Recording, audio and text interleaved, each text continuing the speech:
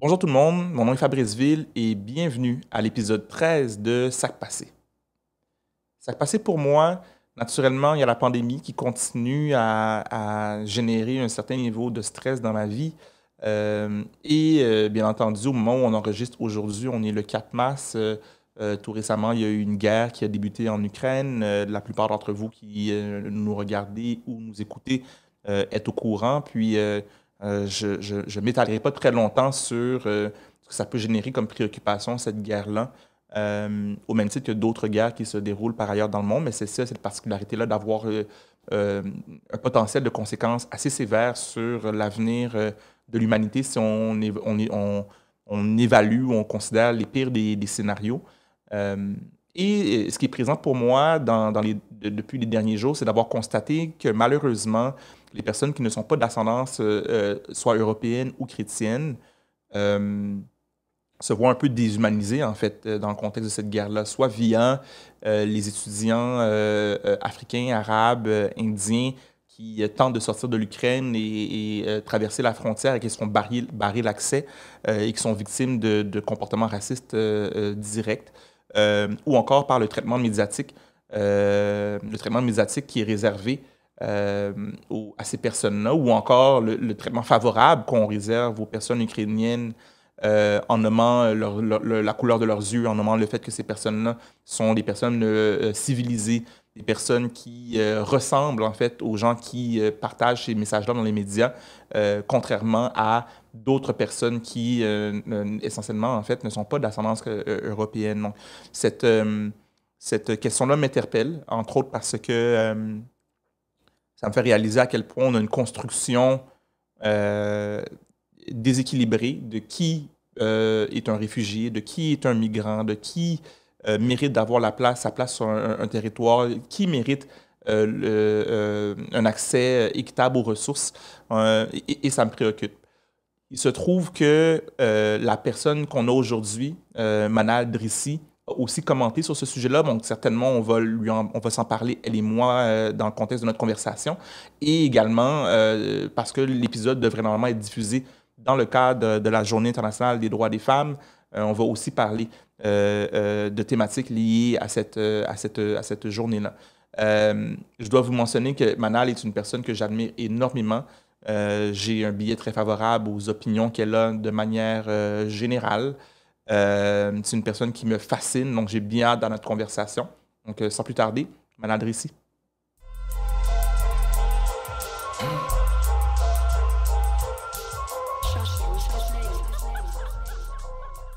Je suis très content que tu sois là, Manal. Je suis très contente d'être là. Avant de commencer l'enregistrement, en fait, je te demandais comment est-ce on te définissait.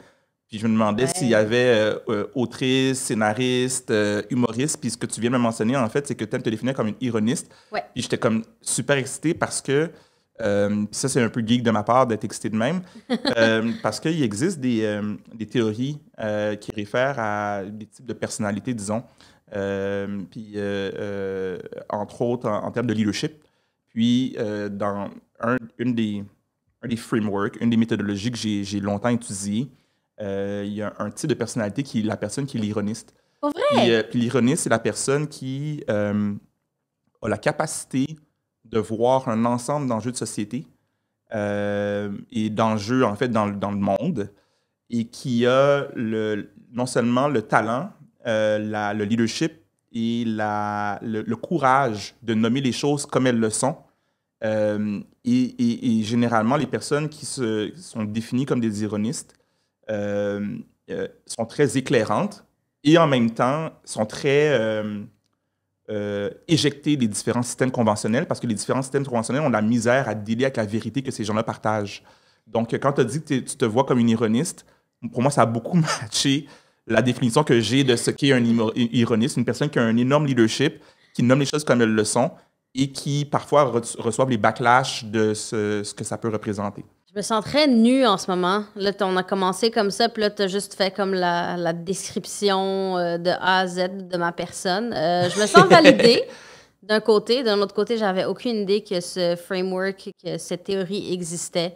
Je pensais l'avoir inventé, fait qu'en même temps, je suis déçue. Désolé, mais on dit qu'on n'invente rien, hein, malheureusement, c'est ça. Tout existe déjà, on fait juste découvrir les choses. Plus les réseaux sociaux nous mettent en contact avec d'autres gens, plus on réalise qu'on n'a jamais eu une idée originale dans notre entière existence. Voilà, fait que l'innovation, c'est de découvrir des choses qui existent déjà. C'est ça, c'est juste la première personne à faire connaître quelque chose. Voilà. Je dois t'avouer aussi que j'ai eu un peu de difficulté à me préparer pour notre conversation parce que, je suis très, très content que tu sois là et j'ai l'impression qu'il y a tellement de sujets qu'on pourrait aborder. Puis mon anxiété de performance a fait en sorte que j'ai tenté de trouver des questions. J'ai quelques questions et en même temps, je me laissais aller ou me laisser guider par notre conversation. Mais vraiment, là, j'étais comme, OK, par où est-ce qu'on commence avec Manal? Peut-être commençons par, t'allais dire quelque chose? Non, vas-y, je t'écoute.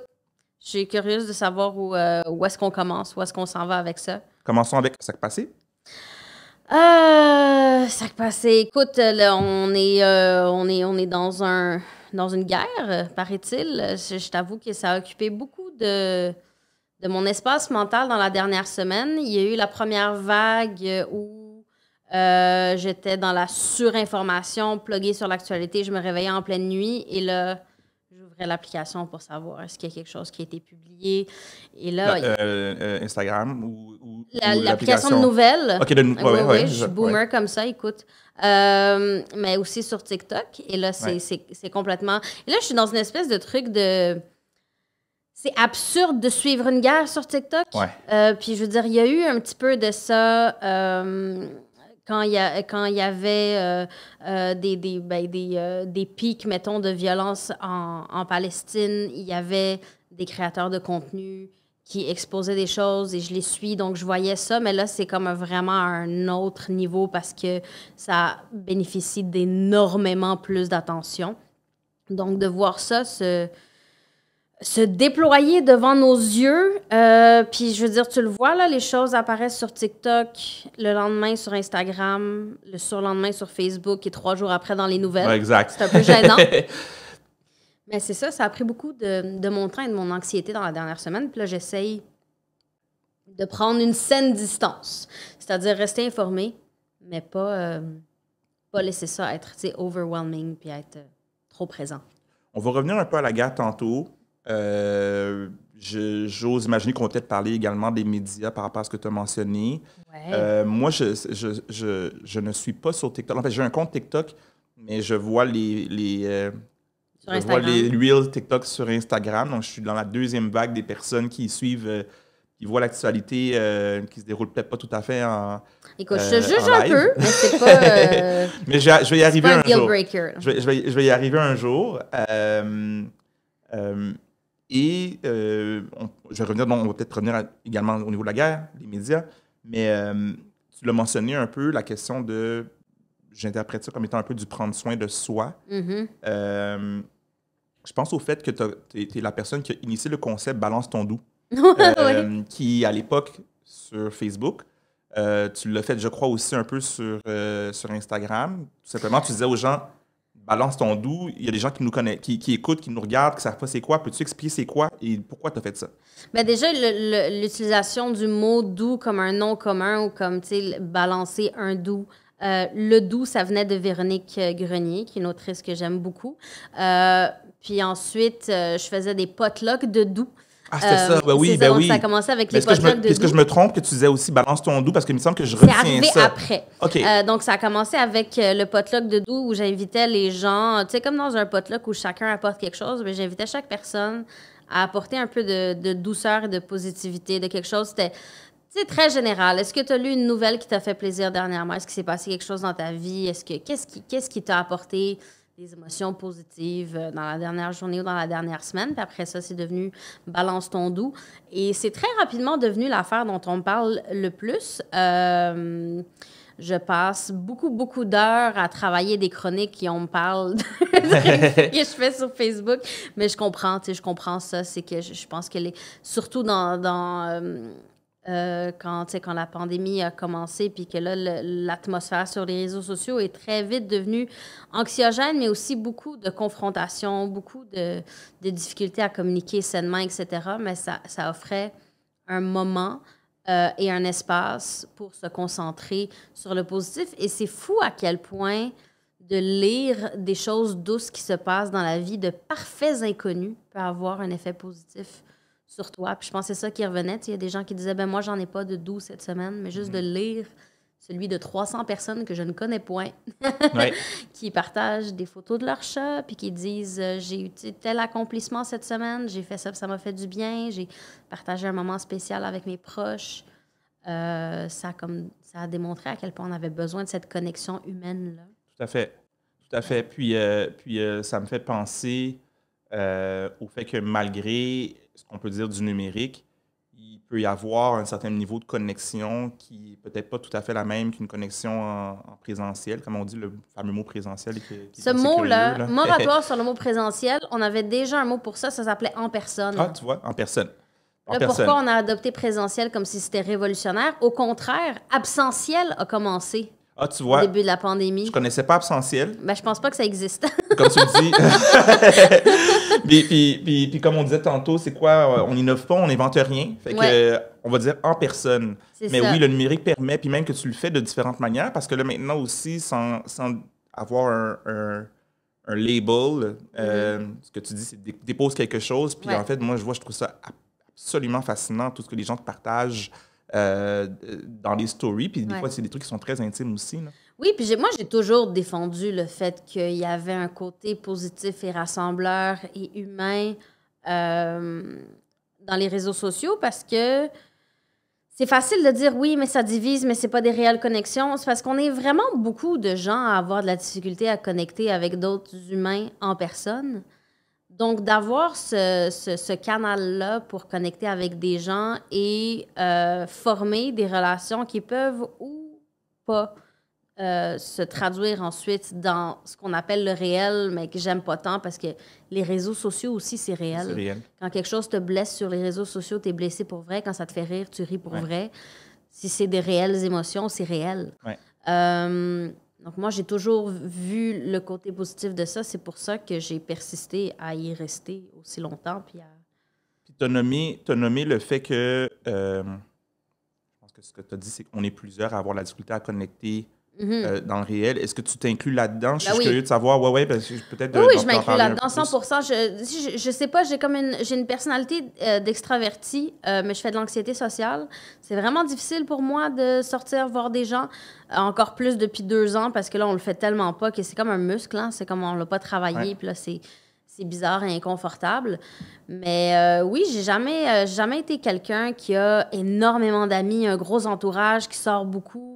Rien de ça. Fait que oui, d'un côté, ben, quand tu fais de l'anxiété sociale, mais que tu peux maintenir un contact humain avec des gens, ne serait-ce qu'à travers un écran, ben, ça compte aussi. Il y a des façons d'avoir des relations significatives avec les gens. Je pense que ça facilite les échanges. Je pense que c'est peut-être plus facile d'être vulnérable, plus facile d'ouvrir des parties de soi à d'autres par écrit. Moi, j'ai toujours été dans l'écrit. J'ai jamais... être devant la caméra ou devant un micro, c'est même pas quelque chose que j'envisageais. Moi, j'écris depuis toujours. C'est ça, mon mode de communication. C'est comme ça, c'est la façon par laquelle je suis le plus disposée à m'exprimer clairement. Fait que oui, je pense que les réseaux sociaux permettent ça aussi aux gens dont la façon de socialiser n'est pas nécessairement mainstream. Ben, ça offre cette possibilité-là qui est aussi vraiment importante. Puis comment est-ce que tu fais, tout en sachant que dans l'histoire, il y a toujours eu des nouvelles plateformes ou des nouveaux moyens de communication, que ce soit même le livre, l'écriture a été critiquée, après ça la radio, la télévision, et ainsi de suite. On est rendu maintenant à tout ce qui relève de la sphère numérique, incluant ce qu'on appelle le fameux métavers. Puis moi, ma préoccupation, c'est... puis je ne suis pas le seul, il y a des gens qui dénoncent un peu la confusion entre le réel et virtuel, qu'on en vienne éventuellement à plus savoir. Puis là, tu nommais les deux sont réels. Effectivement, les deux sont réels, mais l'avatar qu'on va avoir éventuellement, il va devenir tout aussi réel que qu'est-ce qu'on vit. Puis moi, c'est une réelle préoccupation. Quand je vois Mark Zuckerberg parler de ses plans futurs, je me dis non, on est vraiment en train de créer un univers. C'est surréel, littéralement. Ouais, moi, ça me génère en fait une forme d'anxiété. Puis je vais pousser même où est-ce que j'en suis dans mon questionnement. Je me dis, ben, tu sais, peut-être que pour certaines personnes qui ont beaucoup, beaucoup d'argent, qui achètent dans l'univers maintenant virtuel, on a les fameux NFT et tout. Ouais. La crise environnementale, ils s'en foutent. Ils se disent, non, on va créer un autre univers qui va être correct pour nous autres. On va acheter une autre personne. Ils vont avoir leur immobilier, leur terrain. Je me pose cette question-là, cette confusion-là. Fait que, bref, je m'arrête là. Est-ce que ce sont des choses qui, dans la beauté que tu vois au niveau du virtuel, font partie aussi de tes préoccupations? Bien, c'est sûr, mais moi, ma préoccupation, c'est à quel point est-ce que le monde physique a laissé tomber beaucoup de personnes pour que ce soit rassurant de se créer un monde virtuel. C'est surtout ça. Parce que quand le monde physique répond aux besoins émotifs des gens, aux besoins de connexion avec les gens, avec la nature, quand tu as ça, tu n'as pas besoin de créer un univers au complet. Donc, il y a déjà un mal qui existe et le fait de pouvoir exister dans un univers virtuel vient répondre à ce mal-là. Je veux dire, c'est la même chose avec les jeux vidéo. On disait, les jeunes passent trop de temps dans les jeux vidéo, etc. Mais c'est un moyen de connecter avec d'autres qui ont des intérêts communs, qui parlent un langage similaire, il y a des gens qui vont avoir de la difficulté à connecter en société ou à exister en société. Puis là, ils se trouvent comme une micro-société qui existe dans un monde virtuel, mais qui leur permet de se sentir acceptés et écoutés et utiles et d'avoir un purpose dans la vie. Fait que je me dis... est-ce que ça témoigne d'à quel point la technologie va un peu trop vite pour ce qu'on est capable d'avoir comme adaptation en tant qu'humain? La plus grande force des humains, c'est de s'adapter. Ça a toujours été ça. Mais on n'a jamais connu autant de changements que dans les 100 dernières années. Avant, je veux dire, ta vie et la vie de tes grands-parents et tes arrière-grands-parents n'étaient pas si différentes. Il y avait vraiment comme un lien assez direct. Il n'y avait pas tant de changements. Là, c'est comme radicalement différent. Exact. Comme, il y a vraiment cette espèce de rupture-là générationnelle. Et en même temps, ce qui me frappe dans ce que tu nommes, c'est que les défis par rapport à soi-même et aux autres, ils sont toujours présents, puis ça, sont universels. C'est-à-dire que ce soit dans une relation, dans l'univers, en guillemets, réel, amicale, amoureuse, on a la misère à dealer, à communiquer entre nous, mais ça se reproduit sur les différentes plateformes. En fait, ça change, et en même temps, je me rends compte que ça demeure quand même pareil. Fait que la complexité humaine, ben, finalement, elle se retrouve sur toutes les plateformes, pour ne pas utiliser une expression qu'on utilise tout le temps. Là. Oui, mais moi, la question que je me pose, c'est les personnes qui se déversent dans un univers virtuel ou qui passent tellement de temps sur les réseaux sociaux que c'est un problème, que c'est comme il y a un manque d'équilibre dans la vie. Si ces plateformes-là n'existaient pas, est-ce que ces personnes-là seraient comblées et heureuses en société? C'est ça, en fait, c'est que c'est pas que ça leur a enlevé quelque chose, c'est qu'il y avait déjà un fit qui se passait pas dans le monde physique. Exact, qui est encore présent. C'est ça, donc quand on dit... déjà, de dire que la technologie ou le progrès, ou peu importe, est bon ou mauvais, c'est pas réaliste comme analyse, c'est juste un fait. Ouais. Il y a une avancée technologique, on deal avec, il y a des avantages, il y a des inconvénients, puis forcément, à travers ce qu'on vit, ça va déterminer de quelle façon est-ce que ces avancées-là vont avoir une incidence sur notre vie. Si tu es isolé, tu es en région, tu as un intérêt un petit peu niché, ben, de pouvoir connecter avec des gens qui sont loin de chez toi, mais qui ont les mêmes intérêts, qui sont capables de te comprendre, qui sont capables de nourrir cette partie-là de toi, c'est life-changing. C'est énorme. Exact. Le fait d'être une minorité et de ne pas avoir de représentation autour de toi, mais de pouvoir connecter avec d'autres gens qui te comprennent, puis avec qui tu peux partager cette réalité-là, puis écouter leurs témoignages, puis te sentir validé, c'est énorme. C'est beaucoup de ce que les réseaux sociaux ont fait pour nous. C'est juste après ça... je pense, facile pour les gens qui s'en passent aisément, quoique je suis plus sûre que ces gens-là existent, ou que, tu sais, qui n'en tirent pas nécessairement de bénéfices individuellement, peut-être qu'ils ont de la difficulté à comprendre comment ça peut être carrément vital pour d'autres personnes. Ouais, puis à quoi tu réfères, en fait, ça me fait penser à un professeur de l'Université de Toronto qui s'appelle Pierre Verwicki, je pense, qui parle de la crise du sens. Puis, ce qu'il nomme, c'est que justement, indépendamment des questions technologiques, c'est qu'on n'arrive pas, on n'est plus dans des sociétés où on arrive à se trouver du sens et on est en crise en lien avec ça. Donc, j'ai la référence anglaise, le meaning crisis. Puis ça me parle, le fait que c'est pas une question par rapport aux plateformes, c'est on est beaucoup à ne pas pouvoir trouver du sens. Puis c'est inquiétant, en fait. Ouais. Oui, parce qu'on vit dans un système qui ne tourne pas autour de quel sens a la vie, mais c'est quoi ta valeur marchande, qu'est-ce que tu apportes, qu'est-ce que tu contribues, Donc, tout est une question de capitalisme. Puis si tu trouves pas ton rôle là-dedans, puis je veux dire, les religions prennent de moins en moins de place aussi. Je pense que ça donnait une espèce de sens déjà formaté de, tu sais, c'est ça la vie, c'est ça les réponses.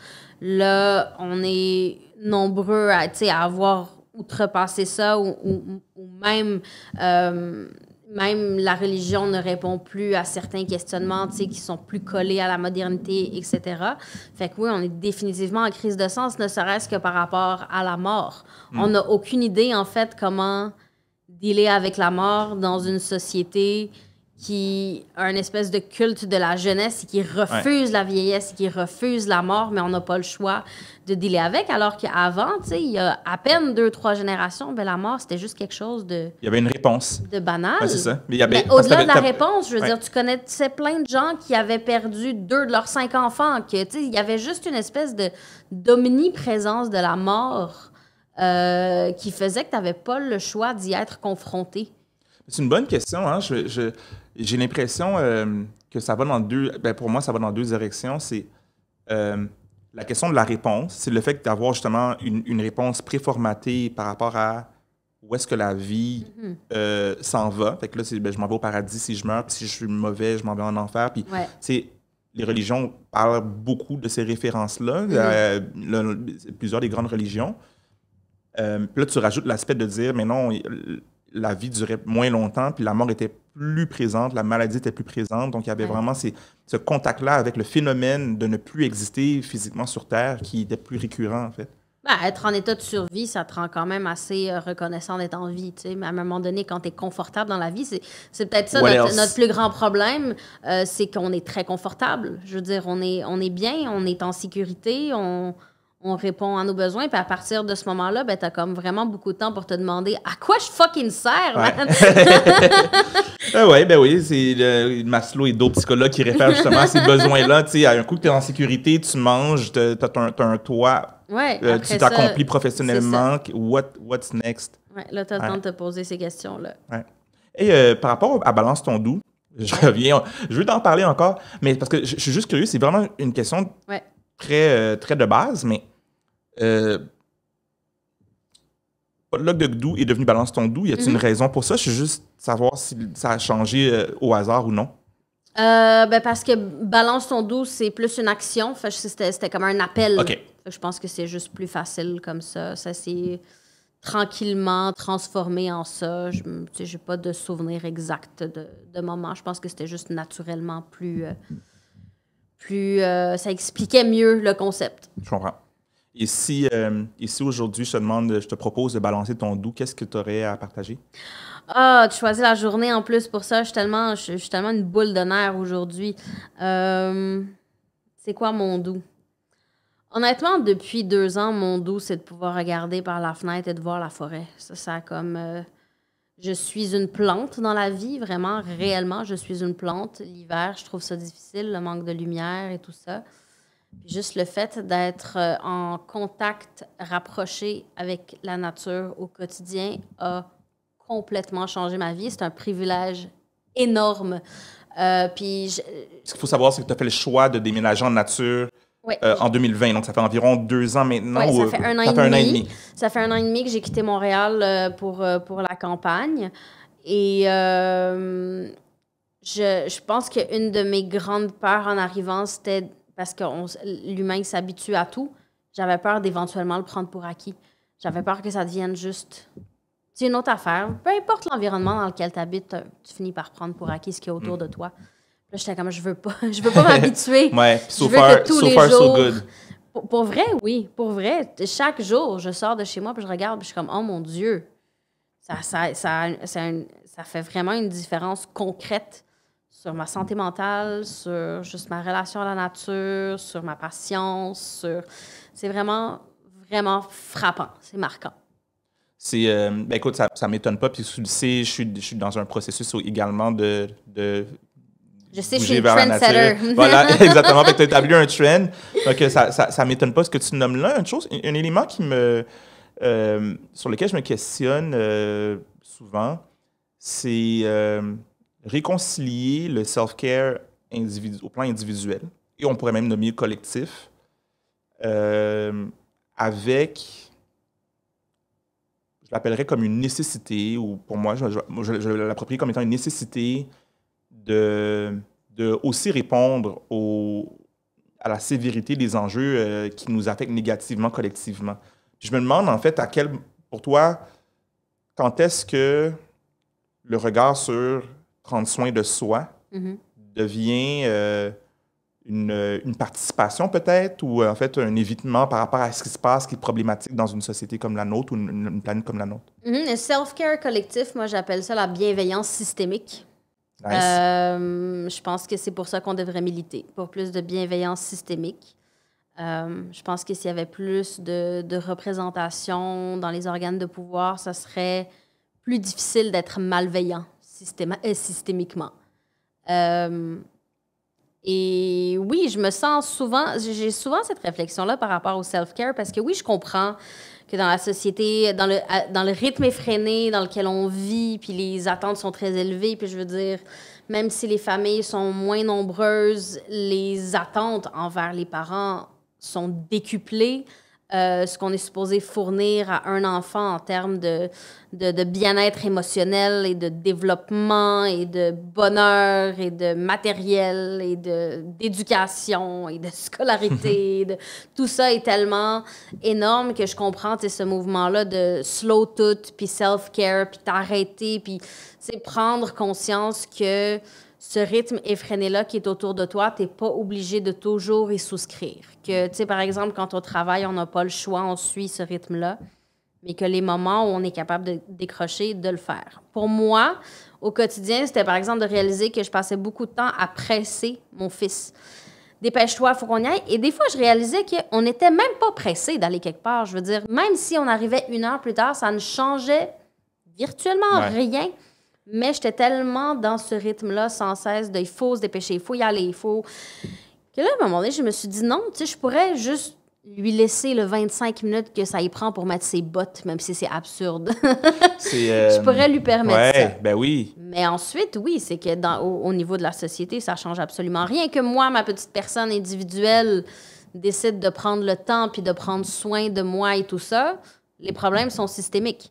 Au final, si on s'en prenait aux problèmes qui sont systémiques, on n'aurait pas besoin d'individuellement se rappeler de ne pas se mener au burn-out à chaque 3 mois. Oui. Ben en fait, my God, je savais que ça allait arriver avec la conversation avec toi. Mon cerveau va dans tellement de directions en même temps.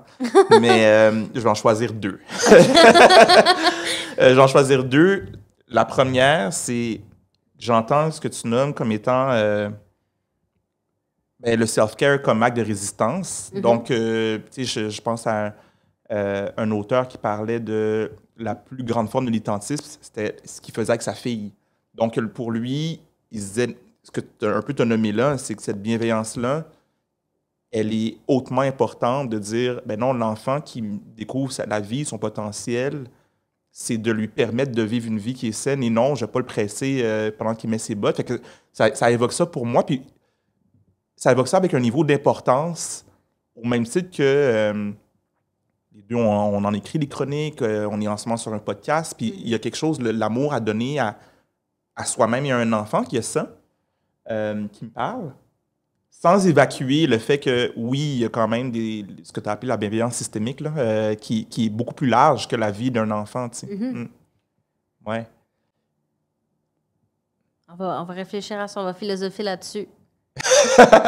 Ouais, puis il y a du monde qui nous écoute. On va se donner le temps d'y réfléchir. Réfléchissez Ouais, de ouais. votre bord, Ouais. puis on reviendra. Mais oui, totalement.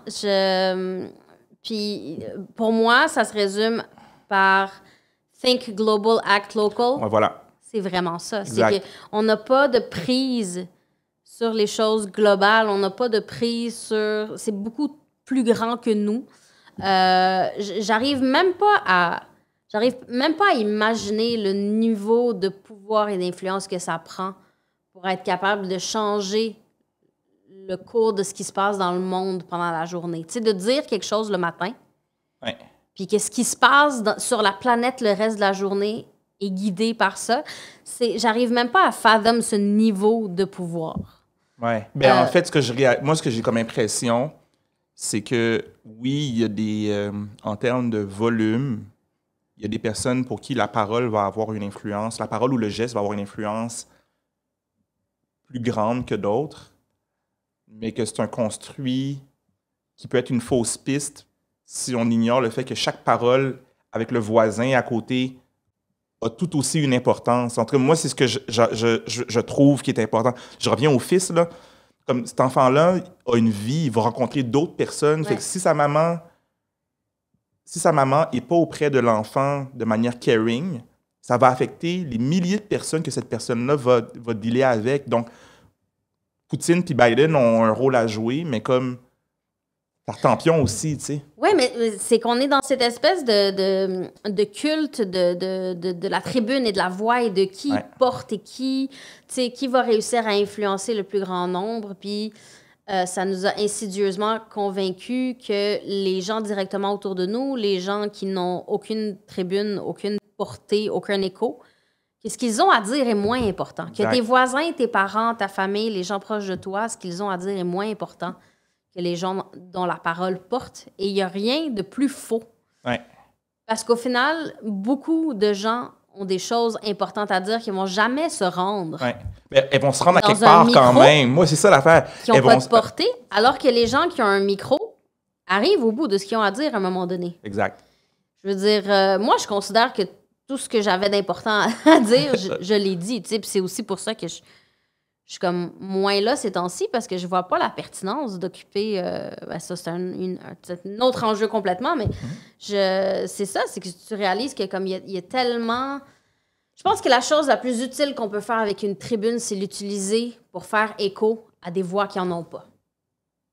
Pour moi, c'est ça le seul intérêt social d'une tribune, c'est d'être capable de prendre le micro puis de le tendre à des gens qui ont quelque chose de plus important et de plus pertinent à dire que ce que toi, tu as à dire, puis de faire en sorte qu'ils sont entendus.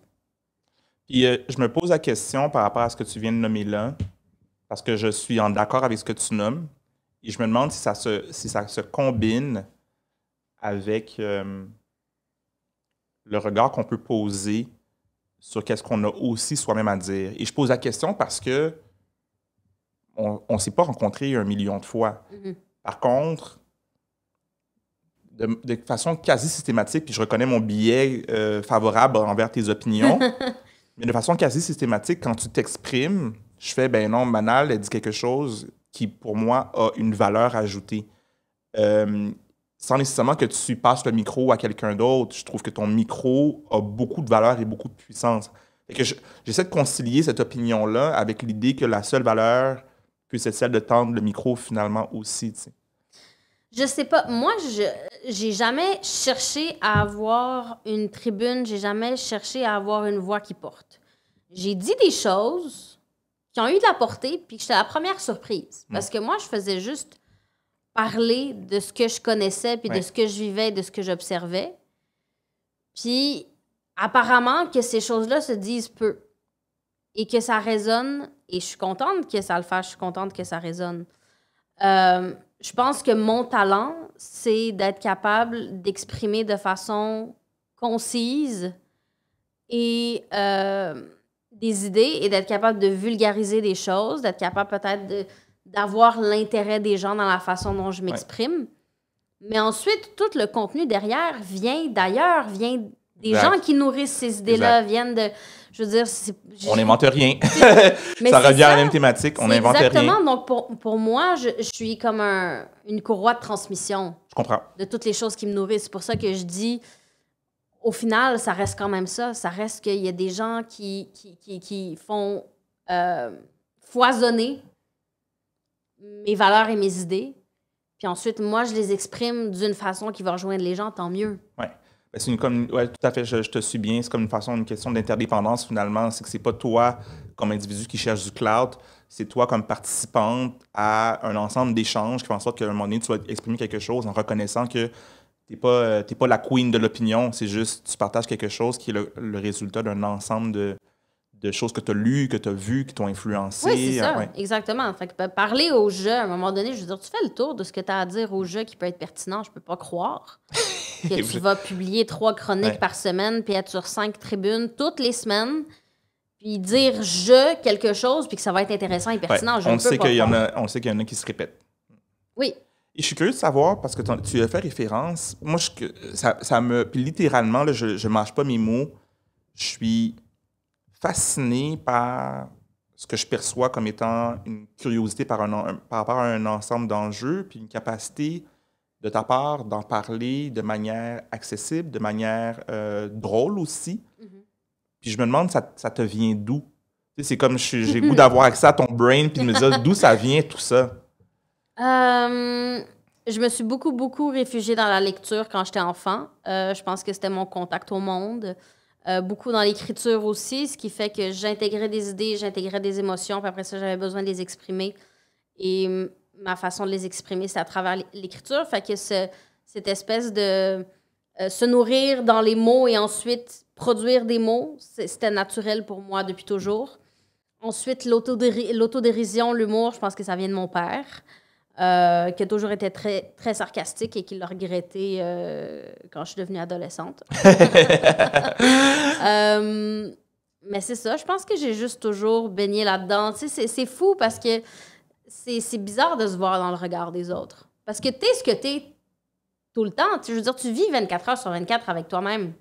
Fait que quand quelqu'un dénote quelque chose par rapport à toi, c'est comme si tu te voyais pour la première fois. Est-ce que c'est ça que tu nommes par rapport à ce que j'ai nommé? Je suis curieux de saisir. Ben, pas nécessairement par rapport à ce que tu as nommé, mais par rapport juste au fait d'avoir une tribune et d'avoir ce feedback-là. Je comprends. De me faire dire, tu sais, tu le communiques, t'es drôle, tu le communiques bien, tu le communiques de façon accessible. Ben, j'apprends sur moi en écoutant les autres parler de moi. Je comprends. C'est là que je comprends bien. Puis, en ajoutant par rapport à ce que tu viens de nommer, parce qu'il y en a du monde qui ont l'autodérision, il y en a du monde qui ont accès à de l'écrit et qui le traduisent dans l'écrit. Je vois une forme de perspicacité dans ce que tu nommes par rapport à une fine sensibilité, par rapport à un ensemble d'enjeux. Cette partie-là, d'où ça vient? Écoute, si je le savais, je pense que je le mettrais à off des fois. Si j'étais capable, je sais pas. J'ai toujours été une hypersensible, toujours d'aussi loin que je puisse me souvenir.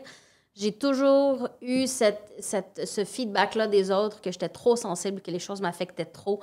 J'étais snowflake avant l'heure, avant qu'on dise des gens qu'ils étaient des snowflakes et des woke. J'ai toujours été... Autant j'ai toujours eu de la difficulté à connecter avec les gens ou à m'exprimer autrement que par l'écrit, autant l'injustice était la chose qui arrivait à me faire sortir de ma carapace parce que ça venait me chercher plus que j'étais malhabile pour connecter avec les autres. Fait que ça me faisait passer par-dessus cette inhabilité-là d'exister en société pour juste cracher tout ce que j'avais à dire sur ça, parce que je peux même pas l'expliquer. L'injustice est toujours venue me chercher vraiment profondément. Je comprends pas qu'on puisse voir de l'injustice puis y être indifférent ou y être résigné, se dire, ben c'est comme ça. Mais pourquoi c'est comme ça? Puis ça n'a pas besoin d'être comme ça. Puis qu'est-ce qui fait que c'est comme ça? Puis là, j'obsède. Puis j'essaie d'analyser les choses de tous les angles, puis d'apprendre pourquoi, historiquement, culturellement, qu'est-ce qui a fait que c'est devenu comme ça? Comment on le change? Est-ce que ça a déjà été changé ailleurs? Comment c'est... Fait que là, j'obsède sur des choses, puis après ça, je tombe dans ces rabbit holes-là, et ce qui est très énergivore, tu comprendras. Et fait que c'est ça, je sais pas. Ça a toujours été comme ça. Quand quelque chose m'absorbe, je suis plongée là-dedans à 100%, puis il existe juste ça. Est-ce qu'il y a des personnes dans ta vie ou des événements qui t'ont aidé à être capable d'articuler ce que tu nommes comme étant présent? Parce que je suis encore en train de me faire un personnage très, très partiel de qui tu suis. Puis là, j'entends ce que tu as pu vivre. Je me réfère à la question de l'autodérision, l'écriture. Je me dis, il y a bien eu des moments qui t'ont permis de métaboliser ce que tu vis à travers l'expression, ou c'est quelque chose qui était plus naturel puis auquel tu n'as pas nécessairement réfléchi.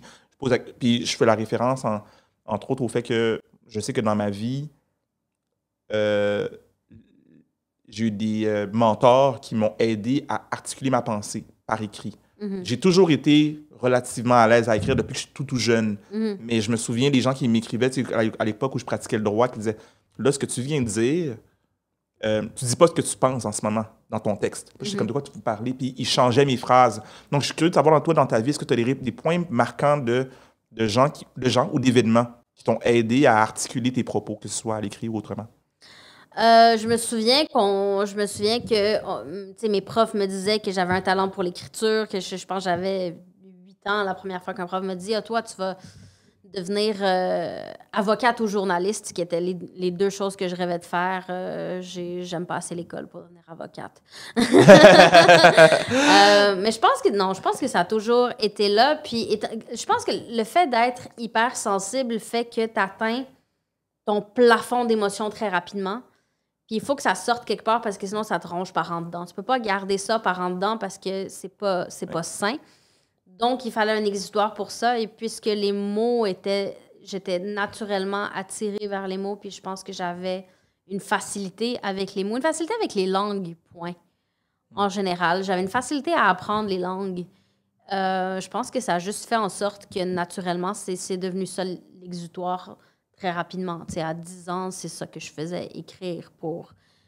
Puis, Dany Laferrière dit « J'écris pour prendre des nouvelles de moi ».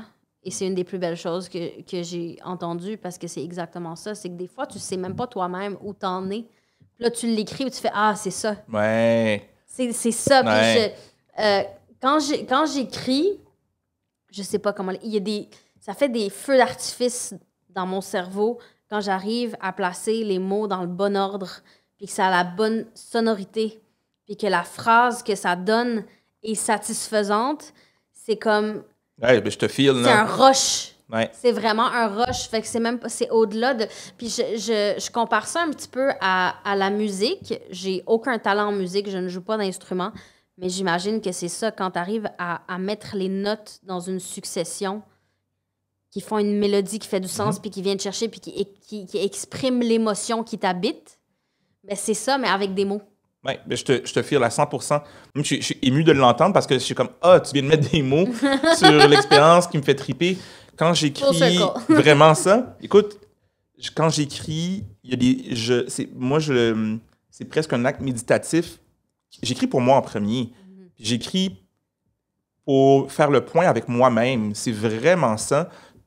Et pour le plaisir de composer des phrases, des tournures. Puis là, je fais, d'où ça vient cette affaire-là? Mais non, ça vient d'un élan d'inspiration que je n'avais pas prévu. Ouais. Puis c'est, en tout cas, je m'approprie tes mots pour le dire. Dans mon expérience, c'est un peu ça que je vis. Puis, je pense que ça, c'est un piège de notre travail aussi, le fait que la meilleure façon d'écrire, c'est d'écrire pour soi. Puis là, insidieusement, tu commences à écrire pour les autres, puis à devoir prendre en compte, tu sais, quel format, quelle longueur, quel ton, est-ce que ça va passer, est-ce que ça va passer, ça va pas passer, est-ce que je devrais me justifier, est-ce que... Et à partir du moment où tu commences à penser à l'écriture en termes de produit plutôt que d'état d'être, ça ruine l'écriture. Pour moi, ça a gâché l'écriture. C'est drôle parce que... je vais te parler de mon plan de texte, de questionnement. Je perds mes mots. Je vais te parler de mon plan de questions. Ouais. Et j'avais une question qui allait un peu dans cette direction-là, parce que, à ma connaissance, tu as d'abord taillé ta place, surtout sur le web, et tu as commencé à travailler par la suite dans, disons, les espaces de pouvoir médiatique. Ouais.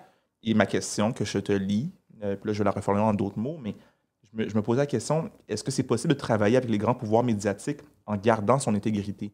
Et ça évoque un peu ce que tu as nommé. Je me pose encore cette question-là.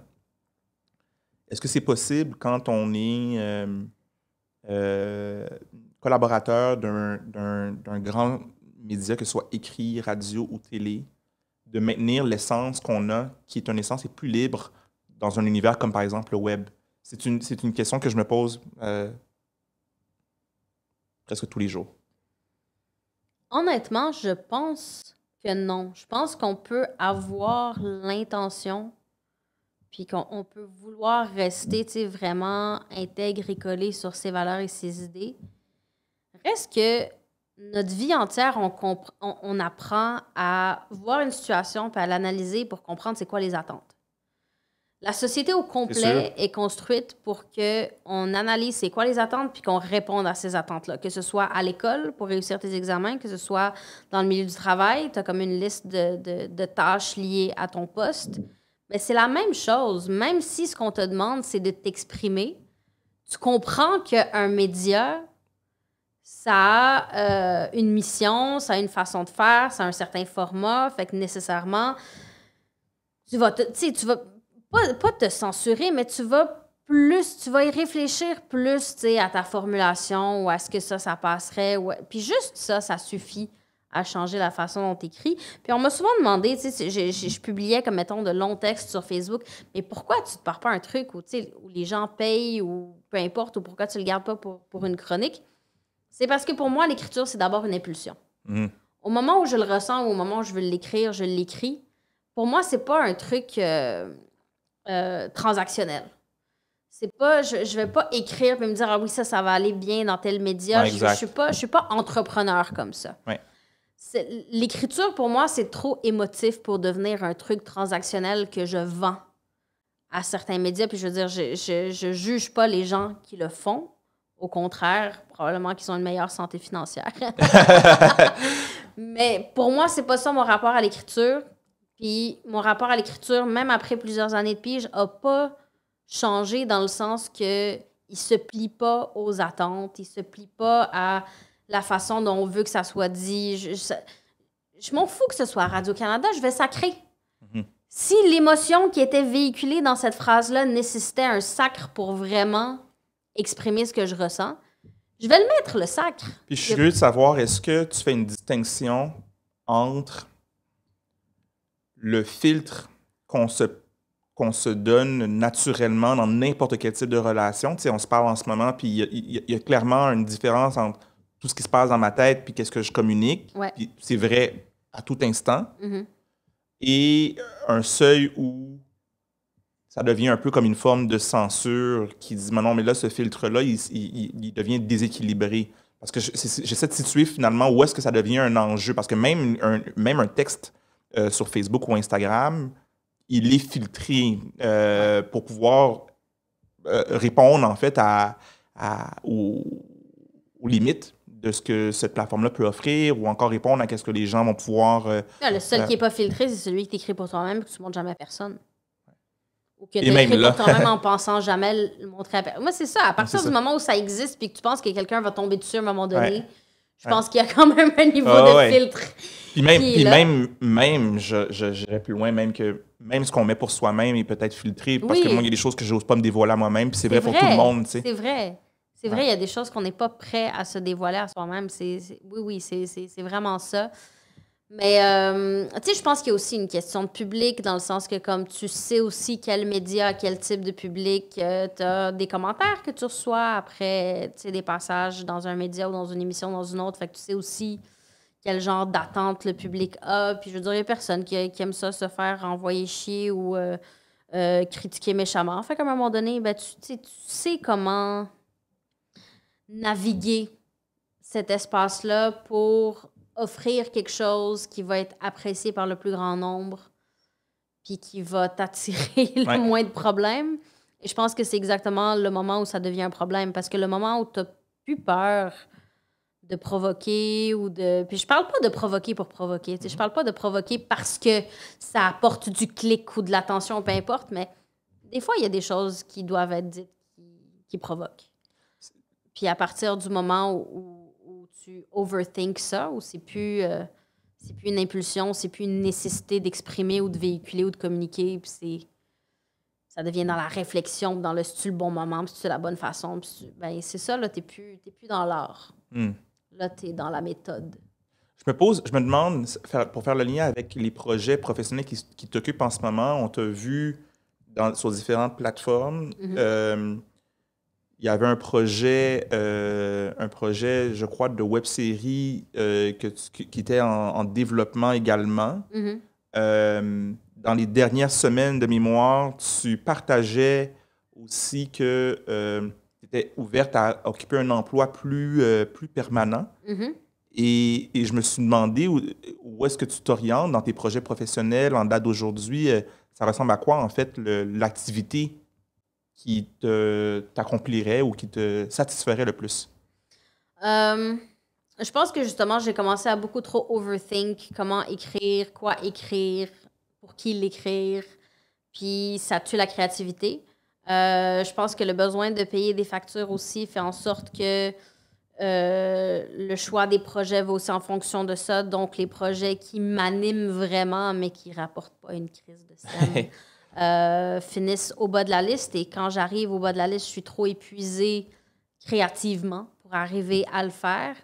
Et ça m'a fait de la peine parce que, tu sais, c'est bizarre de dire que comme ton rêve, c'est de pouvoir être payé pour écrire, puis après ça, t'es payé pour écrire, puis t'es comme ça en train de tuer ma passion parce que être payé pour écrire m'empêche d'écrire.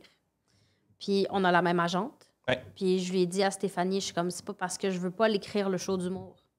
C'est juste qu'en ce moment, j'ai pas cette pulsion-là d'écrire et je veux pas m'engager à faire quelque chose qui va me rendre anxieuse parce que je suis pas capable de livrer. Ça devient un truc de performance. J'ai pas envie que ce soit un truc de performance. Moi, je veux un emploi stable. Je suis maintenant dans la trentaine, vieille et plate. Et je dis ça avec aucun sens péjoratif. J'adore être dans la trentaine. Mais je pense que j'ai dépassé cette espèce d'état naïf de je veux être payée pour écrire puis faire partie de cet espace médiatique, etc. Non, je veux être capable de vivre d'une façon qui me permet de préserver ma santé mentale tout en subvenant à mes besoins et à ceux de mon enfant. Et de me garder du temps pour vivre ma passion qui est d'écrire. Pas parce que j'ai un deadline demain, pas parce que celui-là paye tant, puis celui-là paye tant, pas parce que mais là, cette semaine, c'est ça qui est dans l'actualité, je pourrais parler de ça. Non, c'est trop... C'est de l'artifice. Ouais. Puis ça me rend pas heureuse. Ça me rend pas heureuse, ça me motive pas, ça me challenge pas. Puis c'est pas ça que je veux laisser comme trace dans le monde. Donc, je me suis dit, je pense que la meilleure chose pour moi en ce moment, c'est d'arriver à séparer ma passion du travail. Est-ce que tu... Je te suis, hein? Puis j'essaie moi-même de me réconcilier avec quel type de travail. En fait, j'essaie de réconcilier ce que tu viens de nommer là avec quel type de travail peut permettre d'avoir un certain sens sans nécessairement être la passion, comme dans ce cas-ci, étant l'écriture. Tu sais. Mais on s'entend que je vais pas... je sais pas, là, je veux pas aller commencer à construire des meubles, j'y connais rien. Mais je veux quand même travailler dans ce dans quoi j'ai des compétences. J'ai des compétences en communication. Mais sans qu'il y ait cette proximité-là, parce que écrire, c'est un acte de vulnérabilité extrême. Et devoir se mettre à nu émotionnellement pour payer tes factures, c'est vraiment fucked up. Ben, même que ce que j'entends dans ce que tu nommes, c'est même que Il y en a qui diraient même que recevoir n'importe quel modèle d'échange pour n'importe quel travail, c'est vraiment fucked up. Si on pousse très loin, mais c'est ce que j'entends en plus, c'est du moment où on transige, là, tu vas plus loin en disant, mais non, c'est vrai, c'est mon émotion, c'est ma vulnérabilité, c'est moi. C'est brut, je l'expose pour que quiconque puisse le célébrer ou le piétiner. C'est beaucoup demander à quelqu'un que peu importe où t'en es dans ta tête, dans ta vie, comment tu te sens à ce moment-là, c'est ça la game. La game, c'est que tu t'exposes pour de l'argent. Ouais. Je veux m'exposer dans les moments où ça a du sens et où je juge qu'il y a quelque chose d'utile qui sort de ça, quelque chose que je vais être fière de présenter.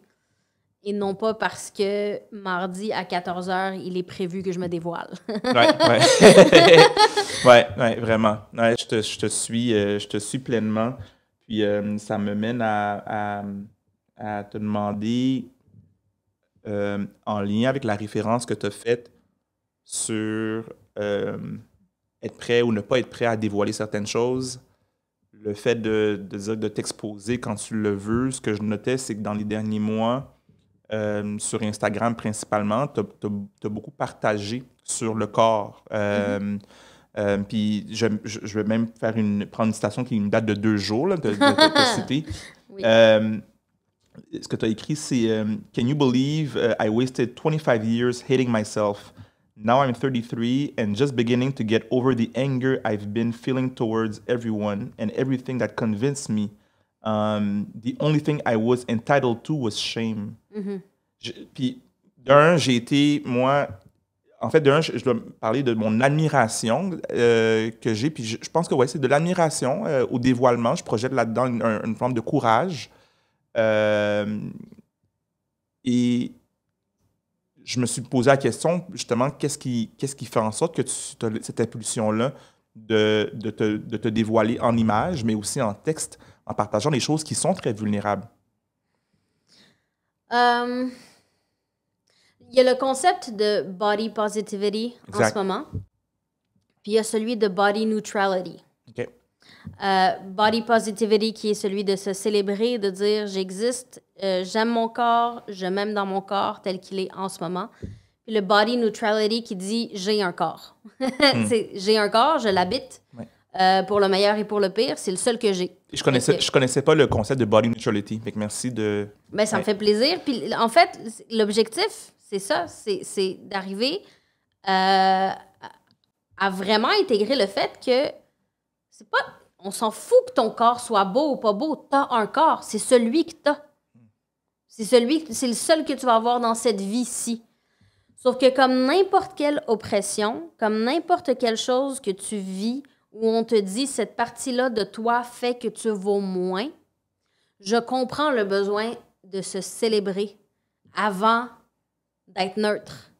Avant d'arriver à t'en foutre, il faut que tu dises non, cette partie-là de moi, de mon identité, a besoin d'être célébrée pour se réapproprier tout ce qui lui a été fait. Puis je pense que c'est quelque chose qui peut s'appliquer à n'importe quelle oppression, tu sais, que ce soit sur l'appartenance ethnique, que ce soit sur le genre, que ce soit sur l'orientation sexuelle. Le fait de te faire dire tu aurais plus de valeur si cette partie-là de toi était différente, ça marque énormément ton développement. Puis pour moi, ça a été ça au point où, en repensant à moi, adolescente, qui me dit je vais voyager quand je serai mince, je vais dater quand je serai mince, je ferai les études que je veux quand je serai mince. Toutes les barrières que je me mettais parce qu'on me disait tu vas le mériter une fois que tu seras plus comme t'es. C'est incroyable à quel point ces choses-là s'accumulent et font que ça devient une barrière invisible. Puis après ça, tu te fais gaslighter en disant « Oui, mais il n'y a personne qui t'a explicitement dit « Voyage pas parce que t'es grosse. » Mais personne n'a besoin de te dire explicitement pour que tu le sentes. C'est partout. Ouais. C'est dans la culture, c'est dans les films, c'est dans la façon dont les gens autour de toi parlent d'eux-mêmes, parlent des autres. C'est dans tous ces codes sociaux-là qu'on intègre depuis l'enfance. Et pour moi, c'est important de dire, ben, j'ai fait ce cheminement-là et je suis allée très, très creux dans la haine de moi-même. Vraiment, vraiment très creux. J'ai touché le fond de la haine de moi-même. Puis maintenant, je regarde ça à 33 ans et je peux pas croire que je me suis laissée convaincre que la seule chose à laquelle j'avais le droit, c'est de la honte par rapport au fait d'exister tel que j'existais. Et encore aujourd'hui, le fait de dire « je m'aime tel que je suis » va attirer des critiques du genre « tu fais la promotion de l'obésité, puis c'est pas simple. » Mais c'est incroyable qu'on ait normalisé. Il y a juste le fait de se permettre d'exister, soit de quelque façon que ce soit, la promotion de quelque chose. Puis deuxièmement, de la promotion, ça prend de l'énergie. Fait que si vous avez décidé que les gros sont paresseux, ils peuvent pas faire la promotion de quelque chose, ça brûle trop de calories. Faut, tu sais, pick one. C'est l'un ou l'autre. Mais pour moi, c'était ça. C'était comme, je sais à quel point l'image de soi peut take over tous les aspects de ta vie. Ça va santé mentale, finances, relations amoureuses, relations sexuelles, relations amicales, relations familiales, activités, sorties. Comme ça prend absolument tout dans ta vie devient lié à ça. C'est une prison. C'est vraiment une prison de chair. Puis une fois que tu sors de ça, c'est difficile de ne pas être en colère. C'est difficile de ne pas être en colère, d'avoir perdu tout ce temps-là, de s'être fait subir toutes ces choses-là, puis que c'était juste normal parce que tout le monde vit ça, puis c'est pas grave, tu sais, c'est comme si c'était un passage obligé. C'est fou, hein? C'est comme si tu me dis qu'il y a la honte qui prend beaucoup de place. Puis après ça, c'est la colère d'avoir ressenti cette honte-là. Ouais. C'est comme une autre prison qui se déplace. Donc, ça fait partie, j'imagine, en plus du processus quand même, tu sais. Oui. Ben, c'est comme, je veux dire, c'est comme internaliser de la misogynie, c'est comme internaliser du racisme. Une fois que tu t'en rends compte que toi-même, t'étais raciste envers toi-même ou misogyne envers toi-même, t'es comme, ben, what the fuck? Ouais, where do I go? Ouais. Comment est-ce que j'ai pu laisser ça devenir une partie de mon identité?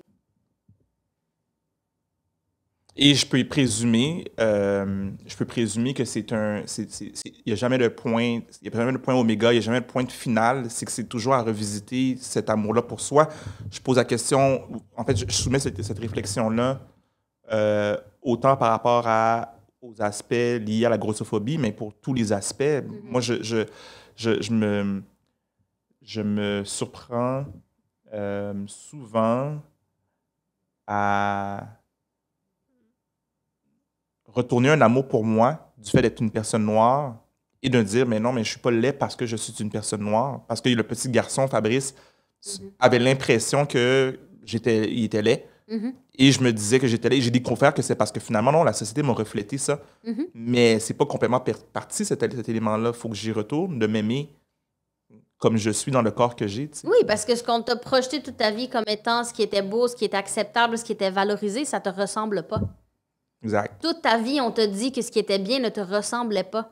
Puis tous les enfants veulent appartenir. Tout le monde veut faire partie d'eux. Les humains sont des bébites sociales. On a besoin d'appartenir à une collectivité, d'appartenir à un ensemble. Puis là, tu regardes ça et tu te dis, OK, mais je fais quoi quand ce qui me sépare de l'ensemble, c'est quelque chose sur lequel je n'ai pas de contrôle? Et c'est difficile pour beaucoup de gens de reconnaître que le poids, c'est quelque chose sur lequel on n'a pas nécessairement de contrôle.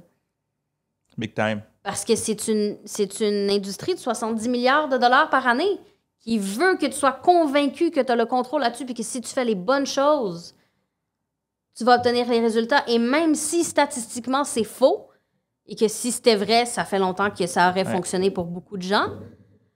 Et même si on dit l'industrie de la diète nuit à ta santé, puis on te dit que tu devrais être en meilleure santé, donc logiquement, tu devrais sortir la diète de ta vie, puisque c'est ça qui te maintient en mauvaise santé, mais on refuse obstinément de voir ça. C'est confrontant d'entendre des gens dire « ce que tu m'imposes, c'est ce qui fait que je suis pas capable de prendre soin de moi. J'ai besoin de m'aimer assez et de me valoriser pour prendre soin de moi. Puis ça passe par le fait de ne pas maigrir. C'est confrontant. C'est pas quelque chose que les gens vont être prêts à accepter de sitôt. Ouais. Puis ça, je le sais, et c'est pour ça que ça a besoin d'être dit. Puis c'est pour ça que c'est encore radical de dire « Je refuse qu'on me dise que je devrais avoir honte d'exister C'est fou. tel que je suis. » Puis tu sais, ce que tu viens de nommer là aussi me fait penser que cette notion de honte, puis encore, c'est en lien avec des choses que tu as communiquées qui m'ont vraiment choqué l'esprit. Puis je parle d'hommes spécifiquement, parce que de mémoire, si tu parlais d'hommes, mais d'hommes qui vont fréquenter des femmes plus grosses, en privé, bien sûr, mais qui vont jamais être prêts à l'admettre non plus. Donc, ça va même dans cette construction-là sur des hommes qui se disent, ben non, qui vont jamais vouloir se l'admettre, puis qui vont vivre cette honte-là. Je suis pas en train de le dire pour faire l'apologie de ce comportement-là. J'en parle pour nommer le fait que cette imposition-là de one body that looks good va jusqu'à ne pas être prêt à admettre ses propres préférences personnelles puis de pouvoir se les cacher. En tout cas, j'ai mémoire que tu avais partagé à ce sujet-là à quelques reprises. T'sais. Oui, parce que pour les hommes hétérosexuels, la femme qu'ils choisissent est le reflet de leur statut social. Et on voit les femmes grosses comme étant d'un statut social inférieur. Donc, ça va jusque-là. C'est que ça va au-delà de ce que les femmes grosses vivent. C'est qu'est-ce que ça reflète sur les autres quand les autres te laissent être dans leur entourage.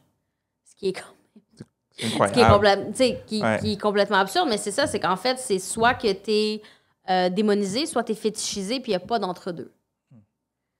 C'est soit que des hommes vont te dire « je t'aime parce que tu es grosse », puis que là, si tu les rejettes, une femme grosse qui rejette un homme, c'est une des choses les plus... C'est un des plus grands triggers de violence masculine parce qu'ils voient tellement les femmes grosses comme étant... c'est comme si tu rendais service à la personne de lui donner de l'attention ou de ressentir de l'attirance. Et le fait que tu te sens dans cette espèce de supériorité, puis que la personne te rejette, c'est comme un rejet d'autant plus difficile à accepter, auquel la réponse est souvent vraiment violente. Wow! Tu vois, ce sont des situations auxquelles moi, j'ai jamais été appelé à réfléchir, donc tu me le nommes, puis ça me... Je suis même déçu de ne pas être surpris. Non, c'est pas surprenant. C'est ça, je suis déçu de ne pas être surpris et c'est quand même des éléments qui sont pas présents dans mon quotidien. Et encore une fois, c'est quelque chose que tu peux appliquer à n'importe quoi. Je veux dire, les femmes de différents backgrounds ethniques qui se font fétichiser, exotiser, j'ai jamais été avec une Asiatique, j'ai jamais été avec une femme noire. Et le rejet va amener plus de violence. Ouais. Je t'ai fait la faveur de te donner de l'attention, même si t'es pas dans l'espèce de standard de ce que je considère. Ouais. Et même encore, ce sont des situations où cette violence-là, ce que je fais comme hypothèse, c'est que cette violence-là, elle provient de l'impression que l'autre n'est pas une personne, l'autre est un objet finalement. Ouais. Donc, de quel droit un objet me refuse?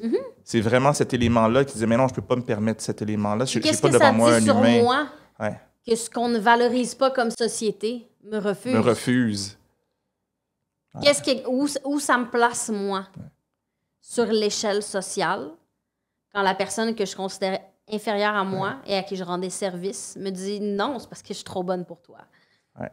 Moi, ça me fait penser à ton expression de bienveillance systémique, à quel point ce qu'on se dit là fait des liens, à mon avis, avec ce qu'on se disait plus tôt par rapport au fait que cette bienveillance-là, c'est à tellement de niveaux, parce que c'est de donner de l'amour à soi, aux autres, pour qu'on soit capable de pouvoir ne pas voir l'autre comme un objet, mais de dealer avec le rejet que l'autre nous reflète, puis de pouvoir souffrir, mais souffrir de manière beaucoup plus saine. En tout cas, je fais des liens avec ce qu'on s'est dit plutôt par rapport à la violence systémique, la bienveillance systémique. Puis oui, en fait, de se donner de l'amour pour être capable d'en donner aux autres, ça me semble être crucial, tu sais. Oui, puis donner de l'information aussi, c'est crucial. Tu sais, des fois, c'est juste ça. Des fois, c'est juste on a besoin de déconstruire toutes ces choses-là, puis qu'on met le fardeau de cette déconstruction-là sur les gens qui sont touchés par les Ouais, oppressions. exact. Je veux dire, ça devrait pas être les femmes grosses qui t'expliquent pourquoi elles ont pas à perdre du poids, à t'expliquer pourquoi. D'ailleurs, je recommande aux gens de suivre Benoît Arsenault sur Instagram qui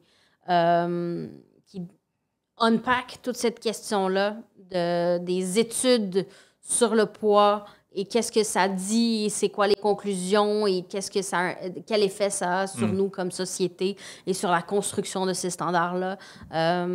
Ouais, je pense que c'est vraiment Le important. prendre là, je ne le connaissais pas. Ben voilà. Et d'ailleurs, en lien avec ce que tu viens de nommer, on est aujourd'hui le 4 mars, au moment de l'enregistrement. Ouais. Il est probable que la diffusion se fasse le 8 mars, Journée internationale des droits des femmes. Je suis rendu à un point où je me demande qu'est-ce qui mérite encore d'être dit. Parce que j'ai tellement l'impression qu'on se dit des choses, puis j'étais ici au micro. Je ne vais pas demander à Manal de encore répéter des affaires qu'on a toujours dit, puis tu le fais même de toute façon, de par ton propos. Mais j'ai vraiment la curiosité de le 8 mars, là, qu'est-ce qui mérite d'être dit encore? Et qui serait utile? Tout ce qui mérite d'être dit est déjà dit. Le problème, c'est que c'est pas écouté. Fait que je changerais peut-être la question à qu'est-ce qui mériterait d'être écouté. Et ce qui m'amène comme femme à me demander quel discours ou quel propos j'entends pas assez et qu'est-ce que je peux faire pour changer ça. Est-ce que j'ai assez autour de moi, ne serait-ce que sur les réseaux sociaux, de femmes trans qui me parlent de leur réalité, qui me sensibilisent à ça, pas nécessairement en faisant ce travail-là de déconstruction, mais juste la représentation est c'est niaiseux, mais ça change tout. Et on réalise pas, par exemple, le fait de suivre seulement des femmes minces sur Instagram va entraîner ton œil tous les jours à ne voir que ça. Puis là, tu changes ça, puis tu commences à suivre une diversité de corps, et tout à coup, ça te semble la chose... Après un bout de temps, tu remarques plus. Ça te semble la chose la plus normale. Tout à fait. Et là, ce qui devient bizarre, c'est quand tu recommences à voir strictement des corps blancs et minces et blonds, puis là, ça te saute aux yeux parce que t'es comme... Wow, de l'homogénéité. Ouais. Mais c'est la même chose pour tout. C'est juste les droits des femmes, il n'y a rien qu'on n'a pas déjà dit. On sait c'est quoi l'état des droits des femmes. On sait c'est quoi les oppressions que les femmes vivent. On sait c'est quoi les enjeux. On sait c'est quoi le plafond de verre. On sait c'est quoi l'iniquité salariale. On sait c'est quoi la misogynie. On sait c'est quoi la violence conjugale. On sait c'est quoi la culture du viol. À un moment donné, on sait. Mais au-delà de savoir, c'est d'être exposé à. C'est d'avoir dans notre espace, parce que, je veux dire, les réseaux sociaux sont un espace qu'on cultive. Dans cet espace-là qu'on cultive, est-ce qu'on cultive une homogénéité? Est-ce qu'il y a une réelle diversité? Est-ce qu'il y a... est-ce qu'on voit des gens qui nous ressemblent pas?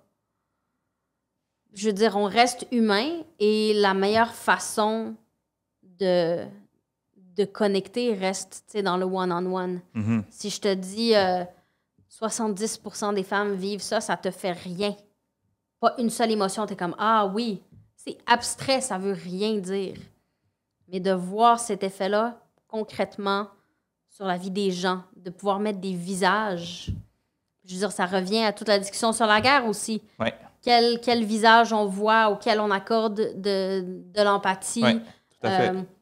Qui on s'imagine quand on dit... là, je fais un leap complètement champ gauche, mais chaque année, depuis plus de 50 ans, on demande à des enfants de dessiner a scientist. Puis je le dis en anglais parce que c'est neutre, a scientist. Alors qu'en français, il faut que je dise un ou une. Ouais. Draw a scientist. Et la réalité, c'est que les petites filles dessinent des scientifiques hommes en majorité. Mais d'année en année en année, ça arrive moins. De plus en plus, on dessine des femmes racisées. Il y a de la diversité dans Draw a Scientist parce que il y a eu de la représentation. Pas suffisamment, mais il y en a eu. Les filles réussissent mieux en sciences quand il y a des femmes dans leur manuel de sciences.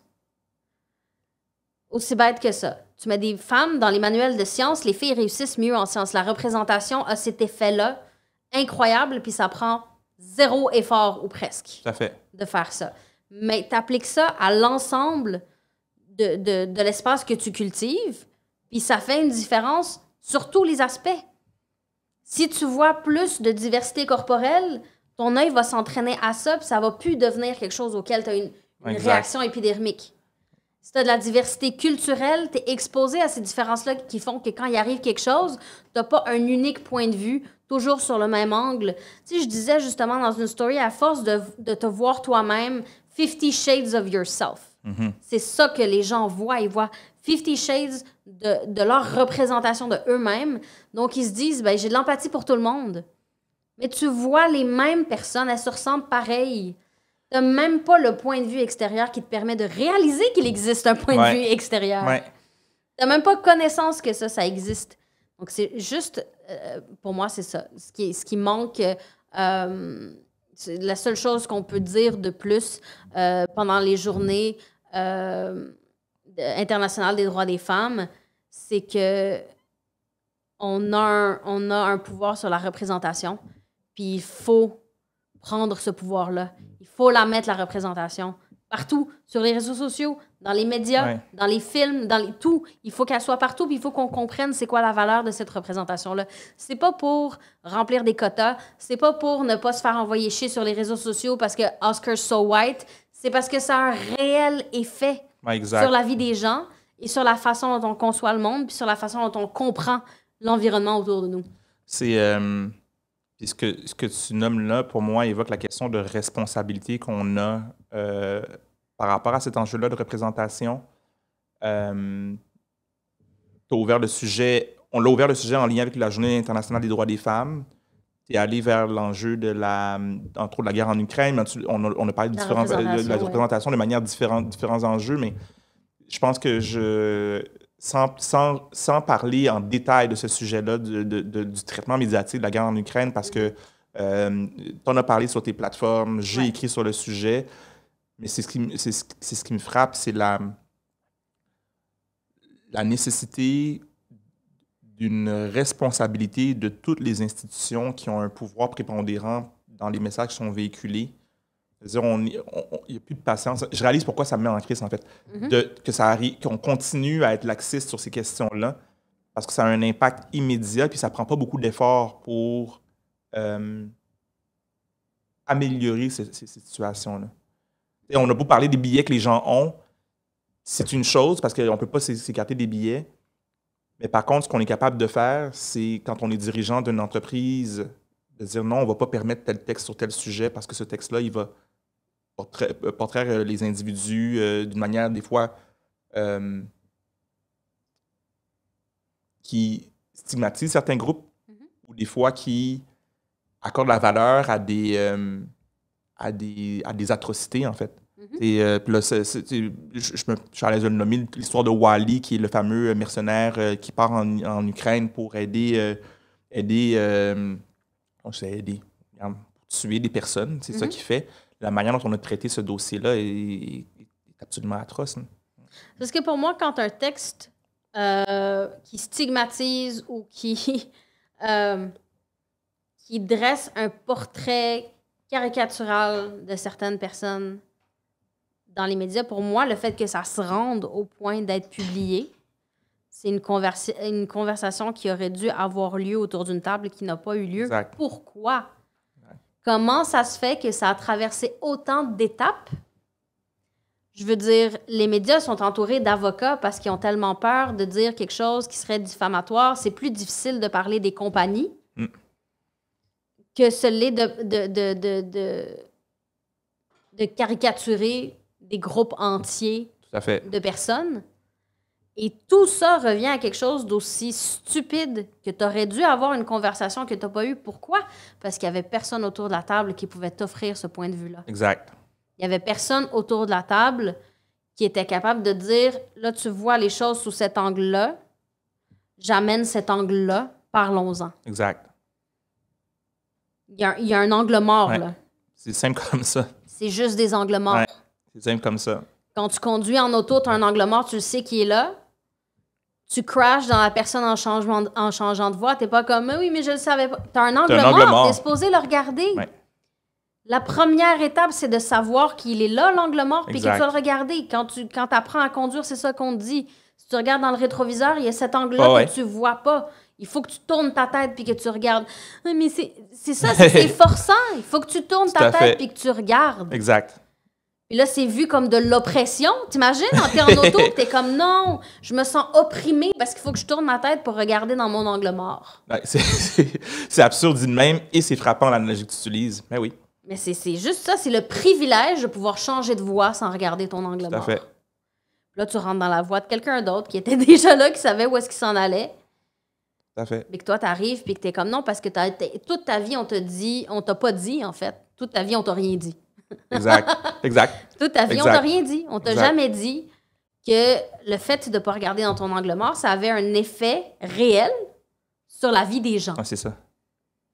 Puis pour moi, dans les dernières semaines, de réaliser que quand je vois ce qui se passe en Somalie, quand je vois ce qui se passe au Yémen, ou en Palestine, ou en Afghanistan, ça a un effet équivalent sur moi.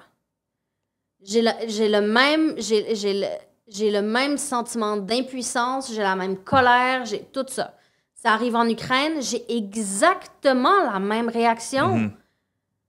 Je peux pas croire que ça arrive, je peux pas croire qu'on se lance des bombes dessus, je peux pas croire qu'on tue des enfants, je peux pas croire que pour des ressources et du pouvoir, Exact. on fasse subir ça à des humains.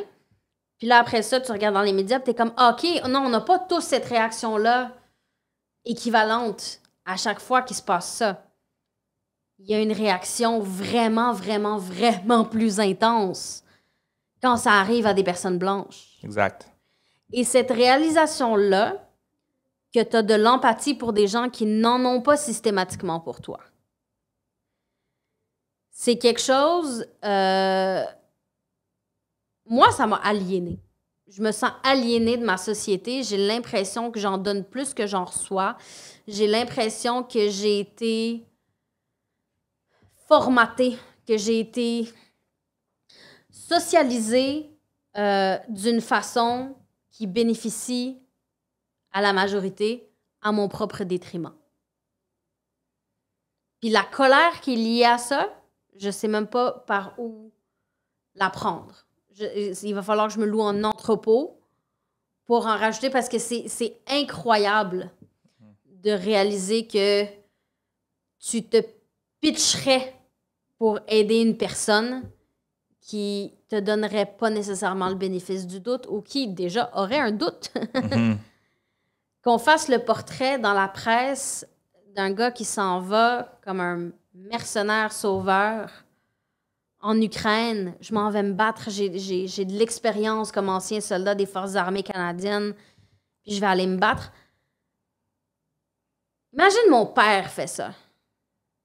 Imagine mon père avec son accent maghrébin, puis ses traits maghrébins, dit en ce moment, Ceux qui regardent pas, non mais ceux qui écoutent sans regarder me voient pas hocher de la tête négativement en disant j'arrive même pas à me l'imaginer, on le laisserait jamais. Imagine un portrait dans la presse qui dit ah ouais, il y a un dude qui s'appelle Mohamed, il a de l'expérience dans les forces armées, puis là ça lui brise le cœur de voir qu'il y a des familles palestiniennes, syriennes, afghanes, irakiennes, somaliennes, haïtiennes, name it. Puis il s'en va là-bas, puis puis qu'il dit dans son entrevue dans le journal, mais c'est sûr que ça il va être... n'y aurait pas d'entrevue. Oui, bien sûr qu'il n'y aurait pas d'entrevue. Ce serait inconcevable. Mais le gars dit, puis c'est mis en exergue dans l'article, c'est sûr que ça ne sera pas facile de tuer des Russes parce qu'ils sont européens et chrétiens. Puis, comme intuitivement, il y a comme une ressemblance, un lien d'appartenance qui fait que je les déteste pas. C'est... Je peux même pas imaginer c'est quoi l'équivalent de ça avec quelqu'un d'une autre ethnicité. Je peux même pas... Parce que c'est inconcevable. C'est inconcevable. Alors que, par contre, un article sort demain matin pour dire le dude s'appelle Youssef, puis on l'a arrêté à la frontière parce qu'il s'en allait au Moyen-Orient, parce qu'il trouvait que ça avait pas de sens que des membres de l'OTAN bombardent pendant des décennies et annihilent des peuples et des sociétés entières, puis il trouvait que ça n'avait pas de sens, puis c'est venu trop le chercher, puis il est allé là-bas comme soldat, et c'est un présumé terroriste, puis on l'arrête, on est comme, ouais, on cligne même pas des yeux, je veux dire. C'est ça, ce double standard. Oui, c'est tout à fait normal. Le fait qu'on dit, ah oui, il y a 12 pays d'Europe, l'automne dernier, 12 pays d'Europe demandent à Genève de financer une clôture pour empêcher qui? Empêcher les migrants de passer. 7 jours de conflit. Le Canada dit les portes sont ouvertes illimitées. À des réfugiés. Illimitées. L'Europe, illimitée. Vous avez 3 ans, permis de travail, accès aux études. On va vous accueillir, on va vous loger, on va... Illimité. Il y a 5 mois, on parlait de construire des clôtures pour empêcher, non pas des réfugiés, des migrants. Qu'est-ce qui... en reconnaissant pleinement les problèmes qui sont présents et pas en sortir, pas avoir une forme de positivisme à outrance, mais je me demande qu'est-ce qui te donne de l'espoir face à ce que tu viens de nommer? Les jeunes. Oh mon Dieu, sérieusement, regardez les conversations que, mettons, la génération Z a sur TikTok, puis ensuite regardez les conversations que les milléniaux X-boomers ont sur Facebook. Il y a un océan. Premièrement, il y a une valorisation du fait de changer d'avis qui, je pense, n'a jamais existé avant la génération Z.